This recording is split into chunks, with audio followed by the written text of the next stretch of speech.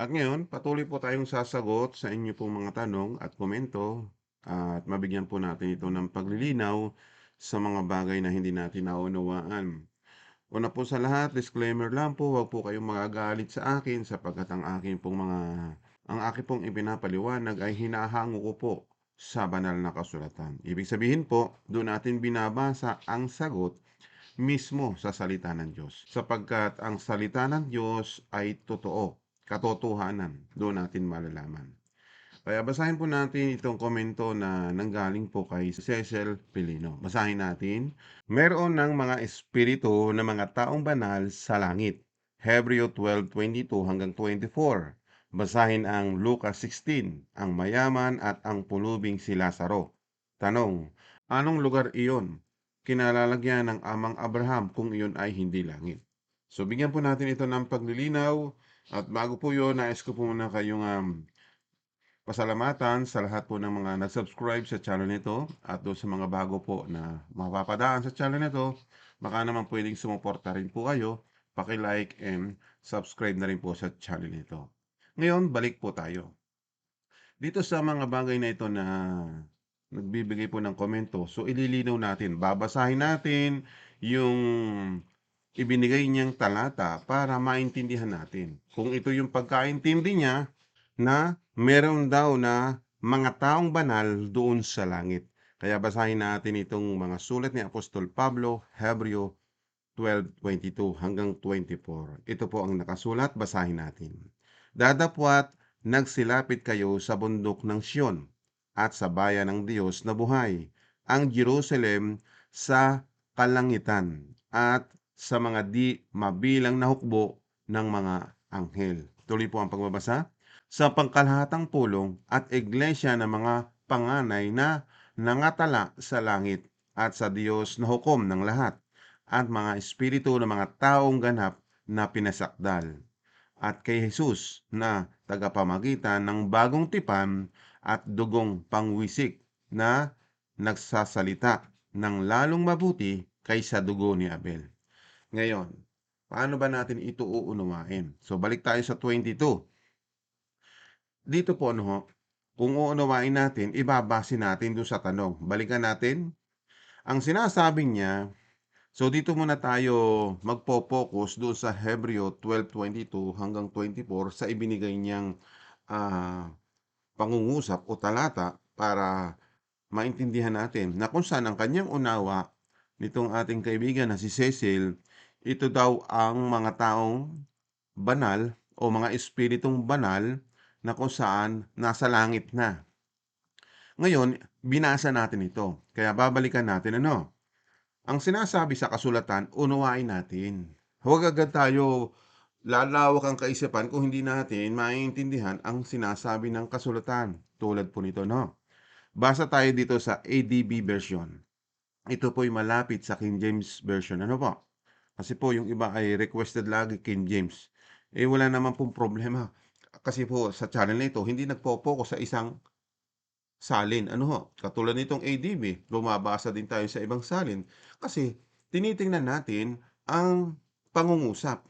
Kung alin ang malapit para maunawaan natin yung sinasabi ng kasulatan. Amen? So muli natin basahin ito ng kung saan ay pagkakaintindi ni Cecil at maging hindi lang siguro si Cecil ang nakaka ibig sabihin nagkakaroon ng ganitong diwa, na kung saan ang pagkaintindi nila may mga tao na sa langit. Kaya muli nating basahin ito.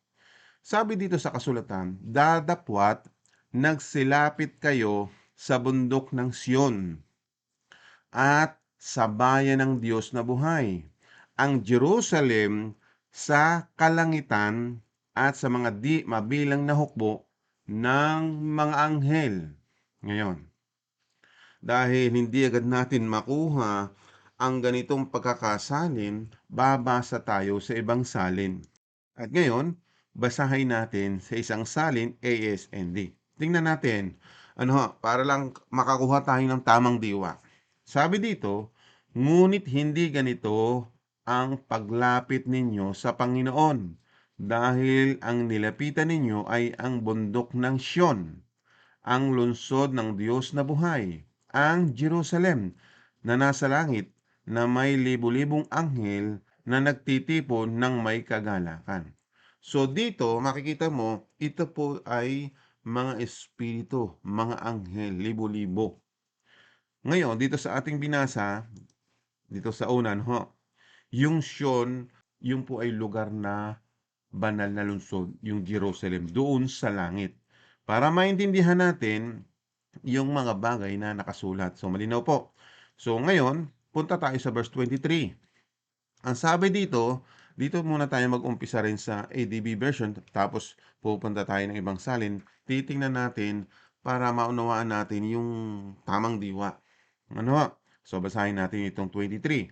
Sa pangkahalatang pulong at iglesia ng mga panganay na natala sa langit at sa Diyos na hukom ng lahat at mga espiritu ng mga taong ganap na pinasakdal. So, ito yung talata na malapit sa iyong tanong. So, babalikan ko, no? Yung sinasabi mo dito, mayroon ng mga espiritu ng mga taong banal sa langit. Ngayon, kung babalikan natin itong pangungusap na ito, no, na sinasabi mo, ito ba yung sinasabi mo, yung pangkalahatang pulong at iglesia? Pag sinabing iglesia, ito po yung mga mananampalataya, tagasunod na kung saan sinusunod yung mga pamaraan at utos ng Diyos. Pag sinabing iglesia, ito po yung mga naturuan at gumaganap ng kalooban ng Diyos. Amen. Ang sabi dito, ng mga panganay, sino po yung mga panganay na tinutukoy dito? Ito po yung mga Israelita na mga tagasunod ni Jesus o sumusunod sa mga pamaraan at utos ng Diyos. Ang sinasabi pa dito, na nangatala sa langit. Ano ba yung ibig sabihin nangatala? Nangatala po, ibig sabihin, puntahan natin sa isang salin para maintindihan natin yung salitang nangatala. Ang sabi po dito sa ibang salin, basahin natin, lumapit kayo sa pagtitipo ng mga itinuturing na mga panganay ng Diyos na ang mga pangalan nila ay nakasulat sa langit. So, ibig sabihin po, nangatala, nakasulat. Ibig sabihin, nakalista yung mga pangalan ng mga banal. Ibig sabihin, sa iyong itinatanong at komento, ang unawa po ninyo nasa langit. Pero nakatalala ang po yung kanilang pangalan pero wala sila sa langit. Nakita po ninyo? So, ganyan po uunawain natin. Kumukuha tayo ng iba't ibang salin para maintindihan natin. Yung salitang nangatala ay dito, nakasulat ang alin, yung pangalan nila. Nakatala ang mga pangalan nila doon sa langit. Nakasulat yung mga pangalan nila doon sa langit. Malinaw po.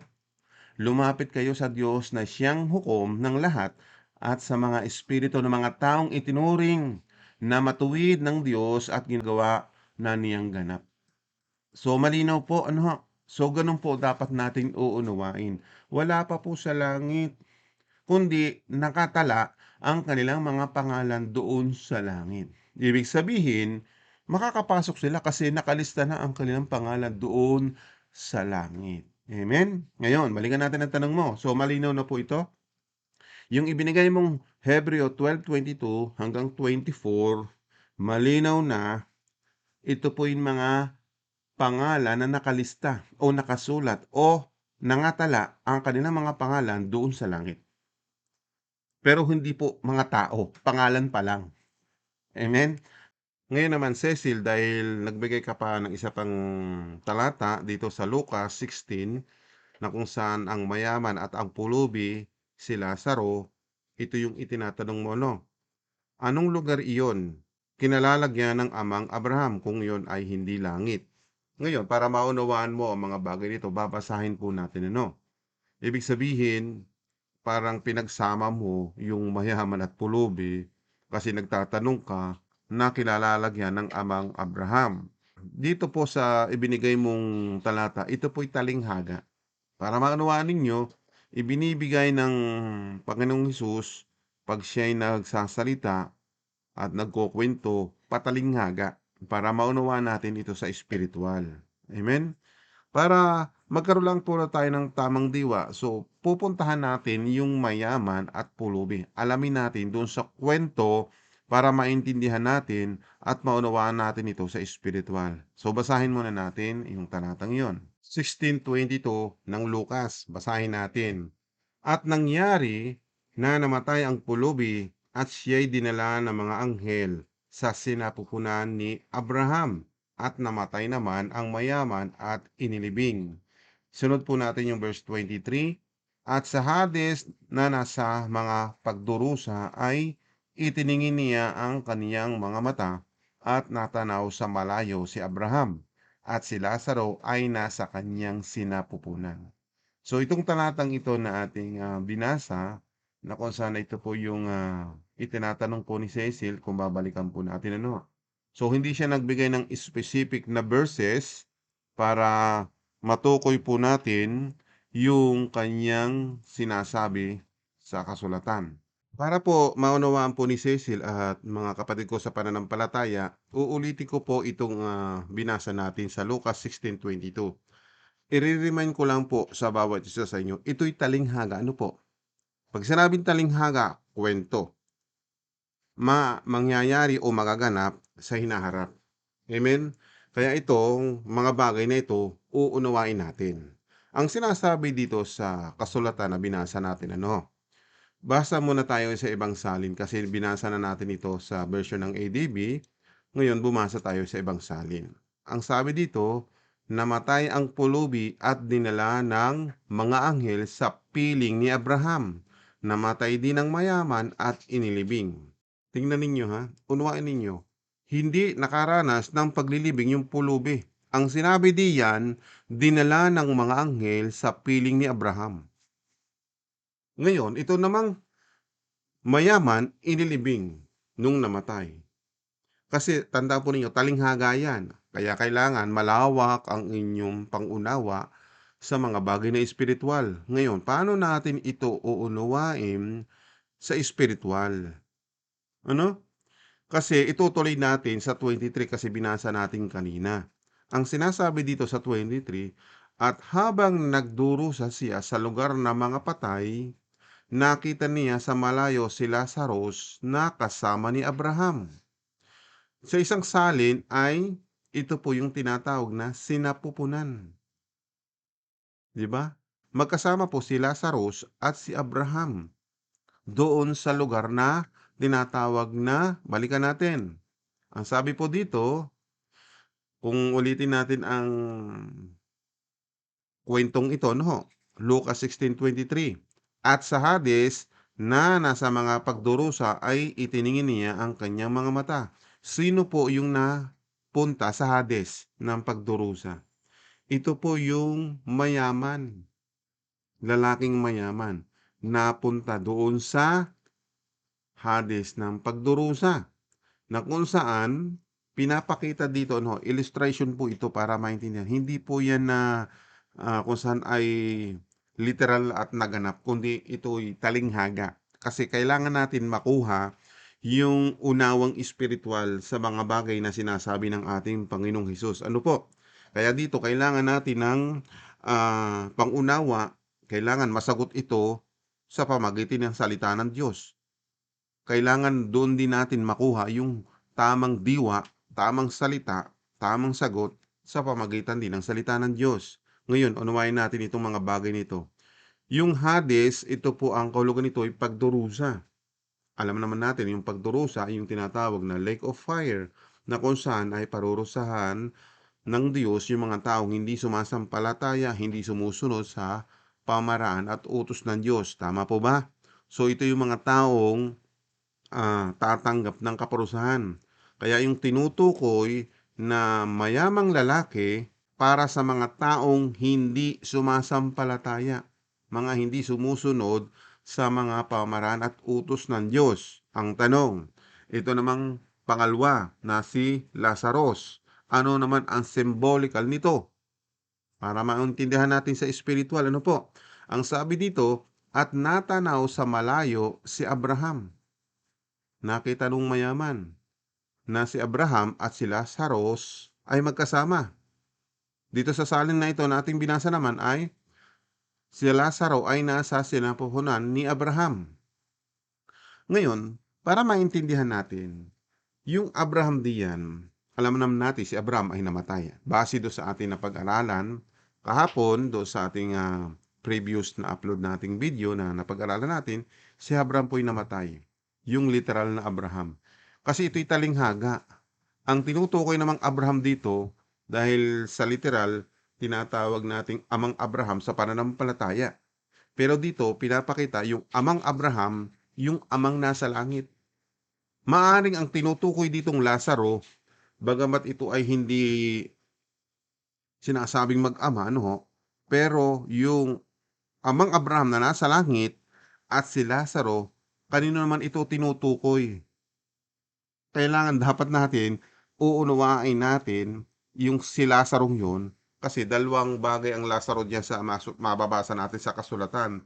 Yung kaibigan ni Hesukristo na si Lazarus na kapatid ni Maria at ni Magdalena na binuhay niya doon sa na kung saan ay namatay si Lazarus. Ano, hindi po yun ang tinutukoy doon. Ibang pangyayari yun, ano, in a literal na naganap nung panahon ni na Maria at Magdalena, sapagkat mahal na mahal itong mga pagkakapatid nito dahil kaibigan ng ating Panginoon Kristo.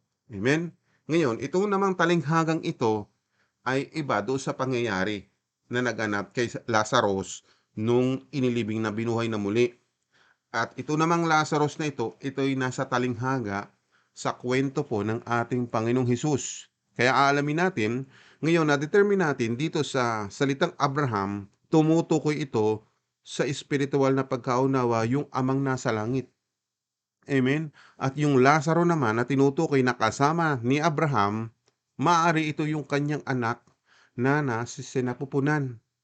Ngayon, para maintindihan natin, ipapaliwanag ito sa atin ni Apostol Juan. Para makita natin yung salitang sinapupunan, ito yung lugar ng paraiso.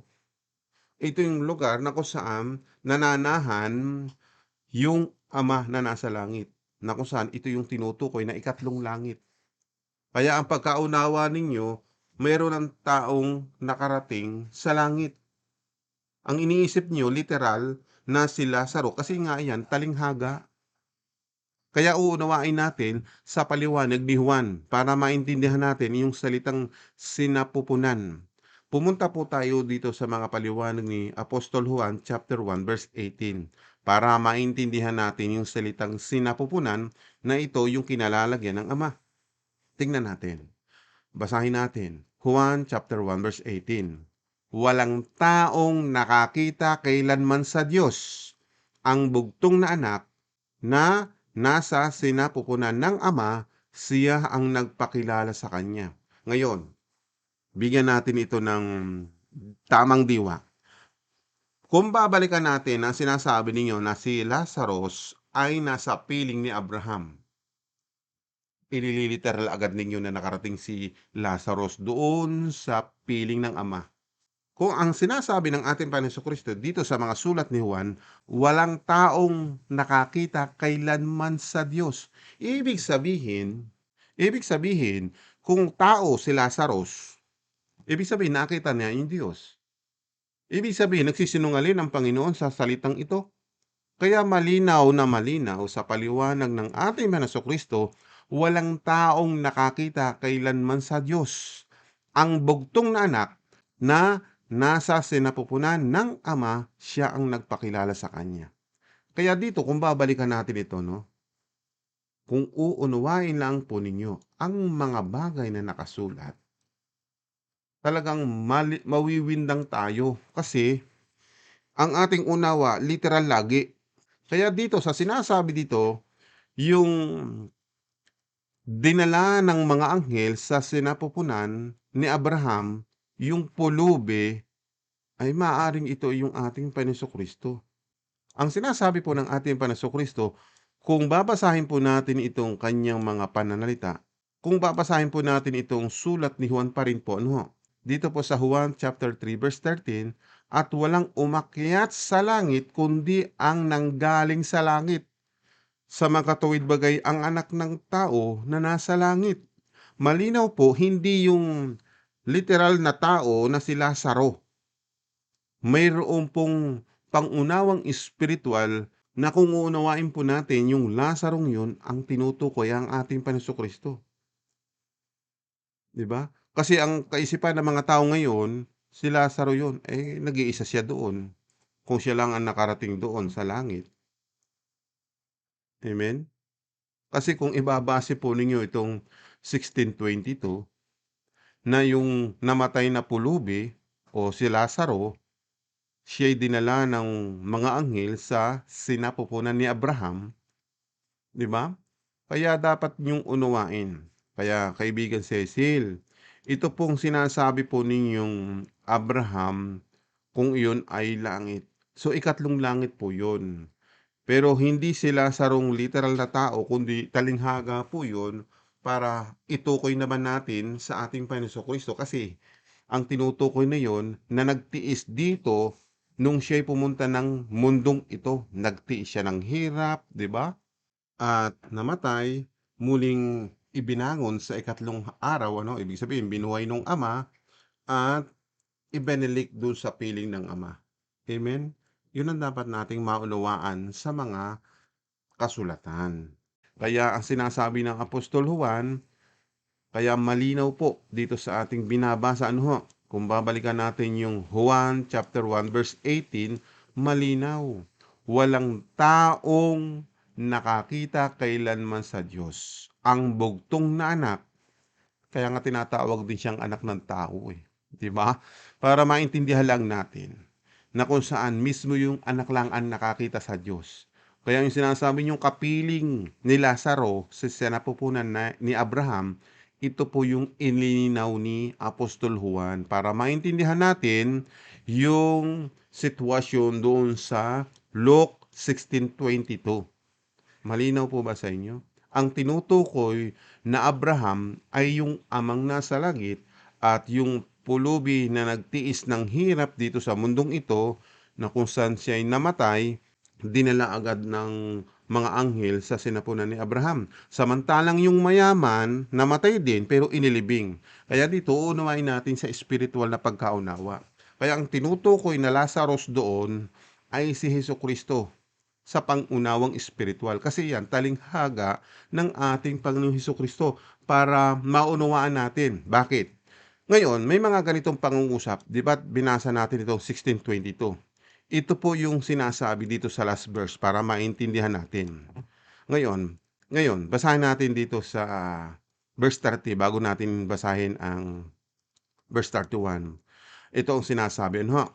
At sinabi niya, hindi amang Abraham, datapwat kung ang isang mula sa mga patay ay makaparoon sa kanila, sila'y magsisi. Di ba't nagre-request yung taong mayaman na kung saan ay inuutusan, di ba, nagre-request kay amang Abraham na kung saan si Lazarus ay ibalik doon sa mundo nila na kung saan ay para magpatotoo. Ano ang sabi ng amang Abraham? Ito po ang sabi ng mismo yung ama para maintindihan natin. Kasi ito'y talinghaga para maintindihan lang natin. Ito po para maintindihan natin. At sinabi niya sa kanya, kung di nila pinakinggan si Moises at ang mga propeta, ay di rin mahihikayat sila kahit ang isang magbangon sa mga patay. Nakita po ninyo, 'di ba't ang ating Panginoong Kristo ay nagbangon sa mga patay? Kaya ang tinutukoy diyan ang ating Panginoong Hesukristo. Basahin nga natin sa ibang salin. Dito sa verse 30 tayo mag-umpisa. Lucas 16:30. Sumagot ang mayaman.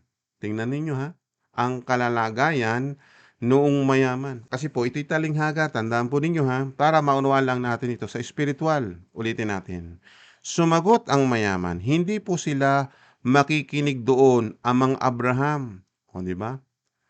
Pero kung may patay na mabubuhay at pupunta sa kanila, magsisisi ang mga iyon. So ito yung unawa noong taong mayaman na kung saan baka mabuhay din daw si Lazarus para ikwento yung mga bagay na nakita niya sa paghihirap. Kaya nga, wag po kayong maniniwala na may nakapunta ng langit, may nakapunta ng impyerno. Marami mga ganyan mga nagbibigay po ng mga testimonial, lalong-lalo na po yung mga vlogger, iba pang mga, ah, excuse me po, sinabi ko lang yun dahil marami po siyang mga upload doon na kung saan ay, binibigyan din yung mga taong namatay, nakapunta raw ng impyerno, nakapunta na ng langit, pero ini-emphasize ko po na kung saan ay walang gano'n. At yun ay patotoo na mga kasinungalingan para maniwala ang mga tao doon sa mga nagpatotoo, nakarating daw sila ng impyerno, nakarating daw ng langit, walang katotohanan yun. Ano ha?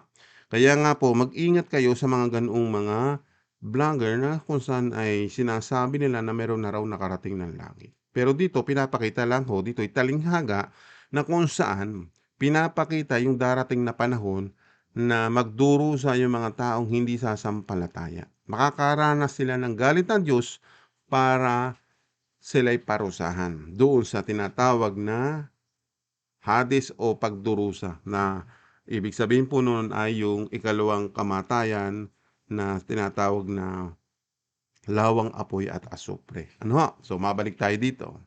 Para maiintindihan pa rin natin itong mga bagay nito. Dito sa pangyayaring ito na kung saan ay nagre-request yung mayaman kay Amang Abraham na kung saan ay papuntahin si Lazarus dun sa kanyang mga kapatid, na kung saan ay meron pa siyang ilang mga kapatid na kung saan ay bigyan sila ng babala para hindi sila mapunta sa paghihirap. Ngayon, ito ang sagot ng Amang Abraham kung itutuloy natin sa verse 31. Pero sinabi ni Abraham, ang tumutukoy po dito yung mismong Amang nasa langit para maintindihan natin na ho. Kaya uunawain ninyo, hindi si Abraham mismo ang nagsasalita diyan dahil patay po si Abraham. Kung babalikan po ninyo yung ating naging topic kahapon, kasi hahaba po kung isasama ko po yung discussion na yun, isasama ko dito sa description para maintindihan ninyo na si Abraham ay namatay. Amen? Ngayon, para maunawaan pa natin, ituloy natin ito. Pero sinabi ni Abraham, nung amang nasa langit, para maintindihan agad natin sa spiritual na pagkaunawa. Kung ayaw nilang makinig sa mga isinulat ni Moises at ng mga propeta, hindi rin sila maniniwala kahit may patay pa na muling mabuhay at mangaral sa kanila. Nakita po ninyo? Yan po ang tinutukoy diyan ay ang ating Panginoong Hesukristo na nabuhay na muli, na kung saan kahit nabuhay na muli ay hindi nila pinakinggan yung mga aral at turo ng ating Panginoong Hesukristo. Nakita po ninyo? At yung diyan ay babalayan. Kaya tayo na kung saan ay hindi mapahamak, pakinggan natin yung mga aral at turo ni Kristo para hindi rin tayo magaya doon sa talinghaga na kung saan ay magkakaroon ng paghihirap yung mga taong ayaw sumunod, ayaw sumampalataya sa mga pamaraan at utos ng Diyos. Amen po ba? Naunawaan po ba ninyo? Kaya yung si Lazarus na nakarating sa sinapunan ng Ama, ibig sabihin yung paraiso, yun po yung ikatlong langit. Ang nakarating doon ay hindi si Lazarong literal na tao, kundi ang tinutukoy na Lazaro doon ay ang ating Kristo. Siya lang po yung kasama ni Abraham o yung amang na tinatawag natin na amang makapangyarihan. Ibinabase po natin ito dito sa Juan chapter 1 verse 18. Walang taong nakakita kailanman sa Diyos. Kung tao si Lazarus, ay di nakita na niya yung amang makapangyarihan sa lahat. 'Di ba? Kasi ang tinutukoy nga doon yung amang Abraham sa espiritual na pagkaunawa, yung ama ng ating Panginoong Hesus. Kaya pag talinghaga, uunawain natin ito sa espiritual. Malinaw po ba? Amen. Kaya ang tinutukoy doon na Lazaro ay si Kristo. Malinaw po, ulitin natin.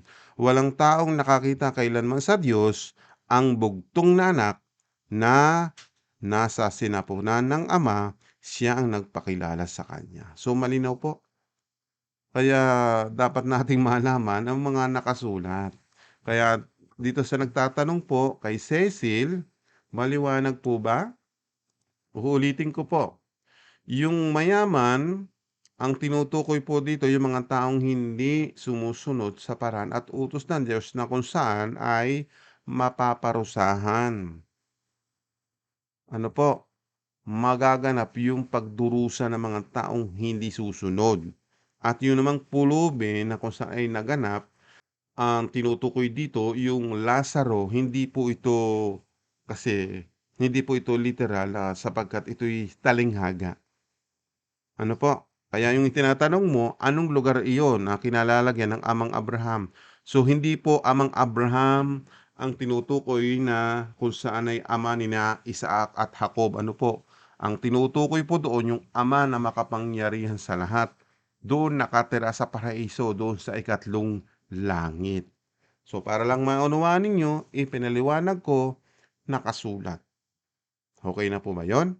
So recap po tayo. Dito sa tanong mo, mayroon ng mga espiritu ng mga taong banal sa langit. So ang iyong pagkaunawa mga tao.